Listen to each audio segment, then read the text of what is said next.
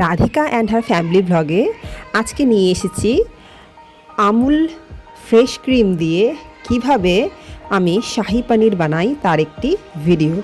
আশা করি সবার ভালো লাগবে। ভিডিওটা সম্পূর্ণ দেখো, যেটা বাচ্চা বড় সবারই ভীষণ ভালো লাগবে। আর এই পনিরটা পোলাও, ফ্রাইড রাইস আর হচ্ছে কি যে কোনো ধরনের পরোটা বা রুটি এইসব জিনিসের সাথে ভীষণই ভালো যায়।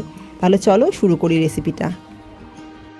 পনির আমি যেহেতু বাইরের থেকে না কিনে বাড়িতেই বানানোর চেষ্টা করি সবসময়, তো তার জন্য বাড়িতে যে রোজকার দুধ আসে সেই দুধটা মোটামুটি এখানে 1 কেজি দুধের পনির আছে এখানে। তো পনিরটা বানানো হয়ে গেছে।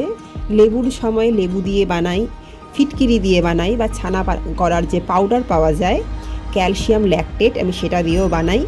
তো যার যেভাবে ইচ্ছে হয় তোমরা ছানাটা বানিয়ে নিতে পারো। তো এখন আমি পনিরটা সুন্দর করে শেপ দিয়ে নিচ্ছি। আর পনিরটা হচ্ছে কি আমি এখানে বরফির শেপ দেব।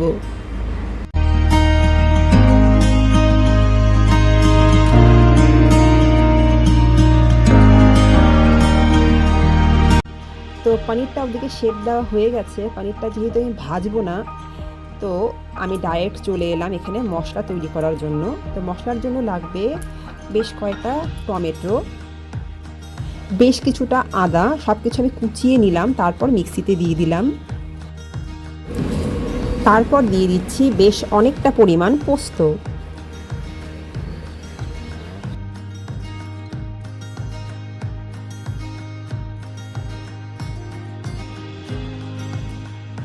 আগের থেকে ভিজিয়ে রেখেছিলাম কাজু আর কিশমিশ, সেগুলোকে ভালো করে ধুয়ে বেশ কাজু কিশমিশের পরিমাণটাও সে অনেকটা পরিমাণ করেই আমি দেব।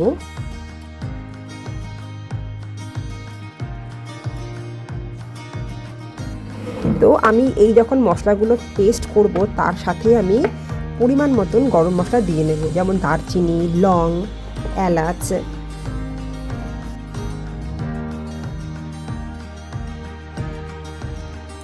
মশলা পেস্ট করার পর উনুনে কড়া বসিয়ে দিয়েছি।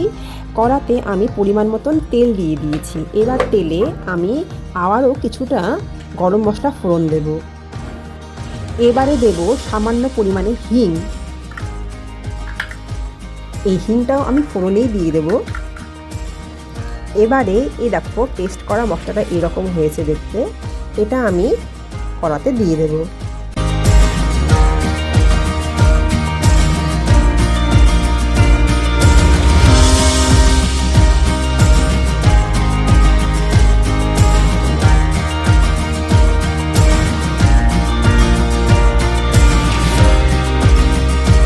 তো আমি যখন মশলাগুলো পেস্ট করেছিলাম টমেটো, আদা সব কিছু দিয়ে, তখন আমি কাঁচা লঙ্কা দিতে ভুলে গেছিলাম।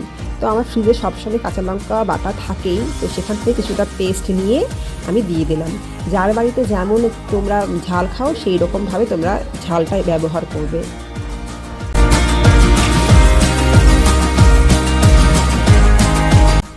এবারে দিয়ে দেব পরিমাণ মতন লবণ আর হলুদ।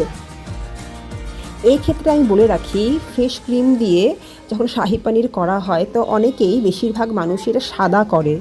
তো সাদা রান্নাটা আমার অতটা ভালো লাগে না। তো রাধিকা অতটা পছন্দ করে না, বাচ্চা মানুষ তো, বাচ্চারা একটু কালারফুল ভালোবাসে। তো টমেটো দিয়েছি, একটা তো কালার হয়েইছে। এর সাথে যদি সামান্য একটু আমি হলুদ দিয়ে দিই তার কালারটা খুব সুন্দর হবে। এরপর যখন ফ্রেশ ক্রিমটা দেবো না, কালারটা একদম হলুদ হবে না, অরেঞ্জও হবে না, বাস মাঝামাঝি একটা কালার হবে, সেটা ভীষণ ভালো লাগে। তো যদি তোমরা কেউ সাদা ভালোবাসো তাহলে তোমরা হলুদটা স্কিপ করো। আর টমেটো যেহেতু আছে সামান্য একটু কালার তো হবেই।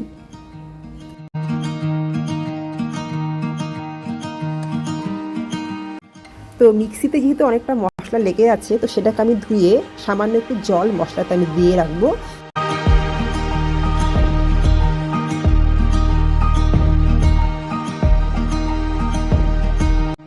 এবারে দেব অবশ্যই পরিমাণ মতন চিনি। যেহেতু এই পনিরটা মিষ্টি মিষ্টি হবে, তো এটা তো চিনি ছাড়া একেবারেই সম্ভব না। তাহলে তোমরা যে যেমন চিনি খেতে ভালোবাসো বা মিষ্টি পছন্দ করো, তো তোমরা সেরকমভাবে চিনি দিও। এই পর্যায়ে এসে আমি রান্নাতে দিয়ে দেব কিছুটা পরিমাণে গোলমরিচের গুঁড়ো।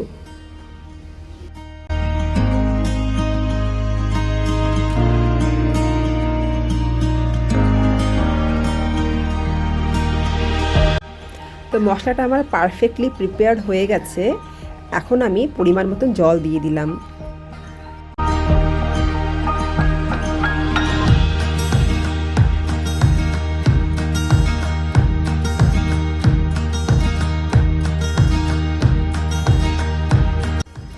এই স্টেজে যখন দেখব যে গ্রেভিটা সুন্দর ফুটে উঠেছে, তখন আমি ফ্রেশ ক্রিমটা দিয়ে দেব।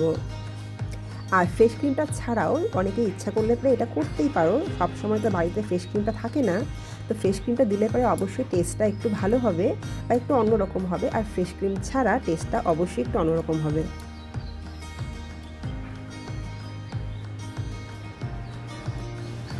এই স্টেজে আমি এখন দিয়ে দেব ফাইনালি পনিরগুলো।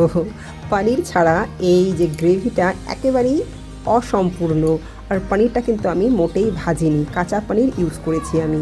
আর এমনিতেও যখন আমি পনিরের বাড়িতে নর্মালি রসা বানাই বা মাটার পনির বানাই, সবসময় পনির আমি কাঁচাটাই ব্যবহার করি, কারণ কাঁচা পনিরের পুষ্টিগুণ অনেক বেশি, যেটা ভাজলে পরে তার পুষ্টিগুণ 50% কমে যায়।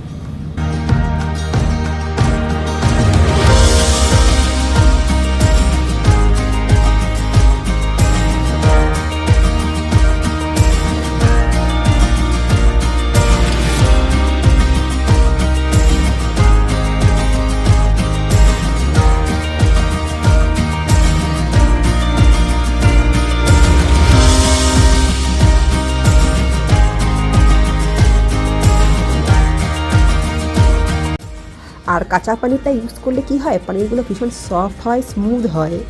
আর এই রকম পরিস্থিতিতে যখন দেখছো গ্রেভিটা প্রায় মোটামুটি শুকিয়ে শুকিয়ে আসছে ভাব, এখনই আমি গ্যাসটা অফ করে দেব।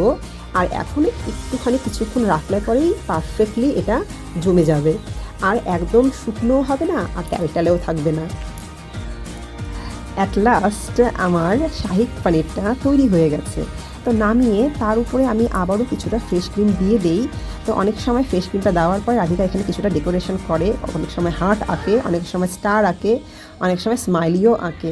তো আমি এখন এখানে স্মাইলিটা আঁকতে গিয়ে একটু বড় হয়ে গেছিলো, তো সেটাকে আমি আবার ঠিক করার চেষ্টা করছি। তো যাই হোক, আশা করি রেসিপিটা অনেকেরই ভালো লেগেছে। তো যাদের ভালো লেগেছে অবশ্যই বাড়িতে একবার হলেও ট্রাই করো, আর অবশ্যই জানিও যে কেমন হয়েছে। ঠিক আছে, আজকে তাহলে এখানেই রাখছি, দেখা হবে আবারও অন্য কোনো ভিডিওতে। টাটা।